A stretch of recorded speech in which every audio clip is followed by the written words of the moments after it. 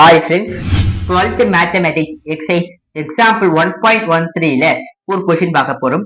Reduce the matrix into row echelon form கொடுத்திருக்காங்க. First reduce the matrix into row echelon form அப்படின்னா என்னன்னா இந்த இடத்துல 0 கொண்டு வரணும். அதான் நம்ம கான்செப்ட். ஃபர்ஸ்ட் நம்ம இந்த இடத்தையும் இந்த ரோட கம்பேர் பண்ண போறோம். அப்புறம் இந்த இடத்தை இந்த ரோவோட கம்பேர் பண்ண போறோம். ஃபர்ஸ்ட் இதை பார்ப்போம். R2 gives R2 plus 2R1. R2 என்னது -6 2 4 2 into R1 2 ஆல மல்டிப்ளை பண்ணுங்க 6 -2 4 ரெண்டுத்தையும் ஆட் பண்ணா நம்மளுக்கு 0 0 8 இந்த இடத்துல நம்மளுக்கு 0 கிடைச்சிருச்சு. அப்புறம் R3 gives R3 plus R1. R3 என்னது -3 1 2.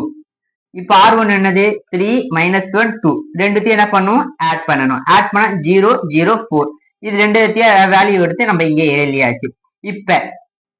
இப்ப இந்த இடத்துல 0 கொண்டு வரணும். நம்ம இங்க ஆல்ரெடி நம்ம பண்ணும்போதே 0 வந்தனால நம்ம அதை எதுவும் பண்ண தேவை. அடுத்து இது வேணா இப்ப இது ரெடியூஸ் பண்ண முடியுமா? பண்ண முடிஞ்சா நம்மளால பண்ணணும். எப்படி பண்ணலாம்? R3 gives R3 minus half of R2. அது எப்படி? R3 என்னது 0 0 4 half of R2னா இதோட பாதி 0/2 0/2 8/2 என்ன ஆன்சரு 0 0 4. இப்ப என்ன பண்ணும்? மைனஸ் பண்ணணும். மைனஸ் பண்ணும்போது நமக்கு எல்லாமே 0 கிடைச்சிடும். அதனால நம்ம இந்த இடத்துல ரீப்ளேஸ் பண்ணிடணும். அப்புறம் இந்த இடத்த நம்மளால சேஞ்ச் பண்ண முடியுமா அப்படின்னு பார்க்கும் பொழுது R2 is R2/8 பண்ணோம்னா நம்மளுக்கு கொஞ்சம் ரெடியூஸ் ஆகும் 0 0 8 அவ்வளவுதான் இந்த ஆன்சர். இப்ப இந்த 3 இடத்துல நம்ம 0 கொண்டு வந்துட்டோம் அப்படின்னா நம்மளுக்கு இதுதான் ரோ எக்கோலன் ஃபார்ம். இது இம்பார்ட்டன்டான ஒரு 3 mark question. Okay friends, like பண்ணுங்க, ஷேர் பண்ணுங்க, சப்ஸ்கிரைப் பண்ணுங்க. தேங்க்யூ.